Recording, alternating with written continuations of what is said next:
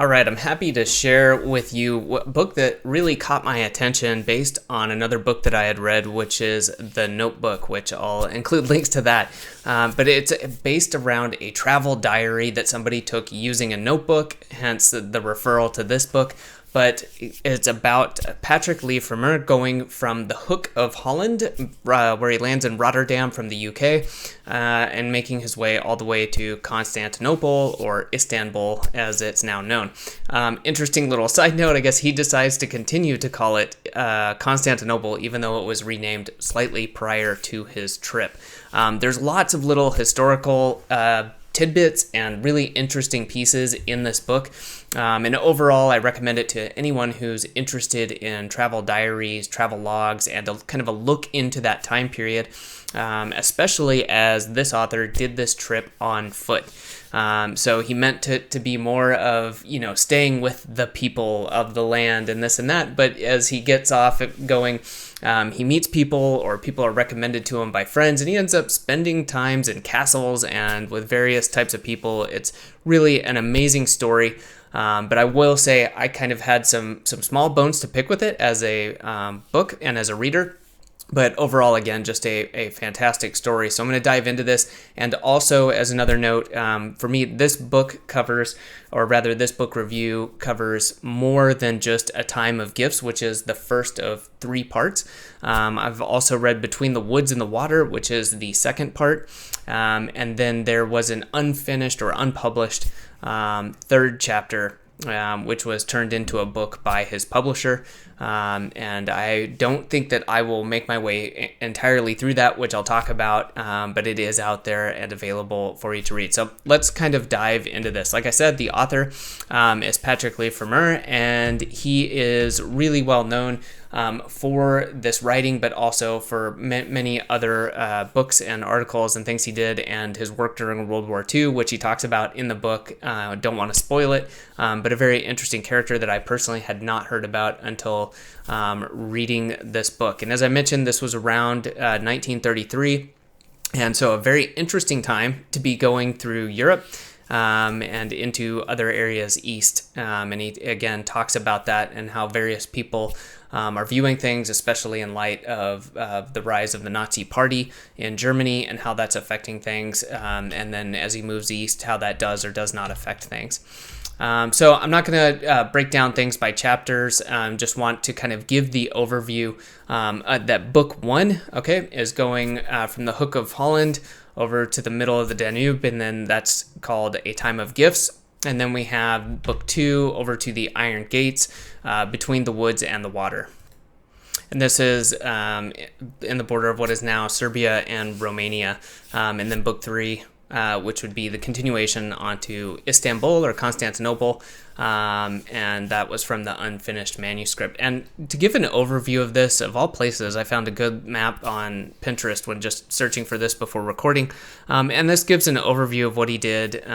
And again, it's not entirely on foot, but the vast majority he did on his own 2 feet, which I think is incredibly impressive, especially given just the distance, the amount of time involved in this, and then to look back now on this 90-something years later is very, very impressive. So this would be quite the trip now, and it was then, I think, something a lot of people were just kind of blown away by. I know I would have been.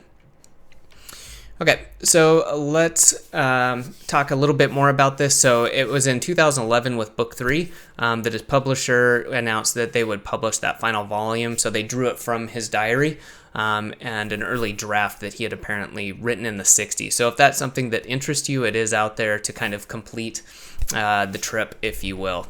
Okay, so it says admission there, but I haven't read much of the third. I have started it, and I want to share my thoughts again because I may not finish that trilogy like I mentioned in the beginning. And so why I may not is I found some of the writing after when it started, it was very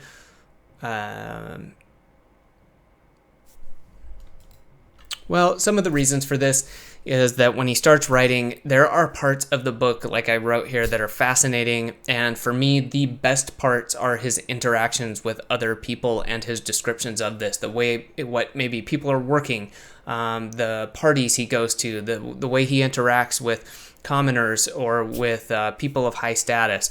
But the language gets difficult at times, and mostly because part of which is, right, it's 90 something years since this was originally taken place. Granted, he did write it later, but there are differences in languages. There's differences in the UK and US English, which is fine, not knocking that. But also, he mentions it in the first book, and I'm not going to read it verbatim, but he had a dictionary with him, and he talks about, coming to the end of a day, it's long travel on his feet, and that he would start to write down notes, but he would also pull out his dictionary to come up with the language to do so. And I find for myself that kind of takes away. I'd rather read this in a more plainly put method. And again, I don't knock it. I think some of the description is incredible, but it also, to me, kind of comes off as overly verbose or flowery. And for example, when we stop and we take 4 or 5 pages to describe one small area or buildings or things like that. Just for me personally, I was like, okay, I'm going to start going much quicker through here because for me, that's not the part I was personally most interested in. And I felt like it could be described in a much quicker way. So up to you if you enjoy that or not. I realize that this is highly dependent on the reader, and again, not knocking it, just not what I was really looking for. And after multiple times of kind of this happening in the book, I was like, okay, I see what's going to happen. We're slowing down here and spending a ton of time with some very descriptive language and maybe on something I'm not as interested in. And after a while, I just kind of had to get over it and be like, okay, we're going to move on and get to the next part where he's interacting with people and doing something. So honestly, this was really fun in terms of learning, and for myself, keeping notes while traveling. I've done this off and on, and reading more books like this where they're either travel notes, travel diaries, travel logs, whatever you want to call it. It's a fantastic window into the past, for yourself and others. I may never publish a book about, whatever travels I take or have taken, but it's so neat to go back, and whether it's digital in like my Notion notes or Roam Research, or I've got a couple journals over on my notebook area over here next to my desk, and to be able to go back and look at that is fantastic, and to see what you learned, what you saw, anything like that. And especially as time goes on, I've got some now that are 10, 15 years old, and it's really interesting to go back and look at that. We'll go back here. So like I mentioned here, I want to do a better job of keeping some rough notes. And I think with where we're at now, it is so easy to digitize them. It's easier than ever, and it's never going to be more difficult. Like, it's only going to get easier. So I think taking some handwritten notes is a great way to do it. Keeps it more succinct, more to the point, and also probably gives you, if you're doing it right then and there, you're going to get a little bit more of the feel. And I like to do some doodles. I will not call them drawings, but doing some sketches, some drawings, some doodles can help kind of solidify that too. So overall, for a summary, like I said, I personally found it overly verbose at times, but still worth reading when I skim through the pages later on with that very descriptive writing. But overall, the reason I'm still recording this is because I think it's worth sharing. I think it's a fascinating look into these different areas, these different cultures, these different countries in a time, that is well before my time. I know some, pre-World War II through that area and learning about it, but to see it from someone's eyes and to be who was there and to interact with people, as he's walking along, as he's spending nights, as he's going to parties and doing all of this. To me, that's just fascinating. To me, it's a new world. And so if that's something you're interested in finding out, highly recommend checking these books out. So that is it for these books. If you have questions, comments, notes about this, by all means, please leave a comment and I will get back to you. Thanks for watching.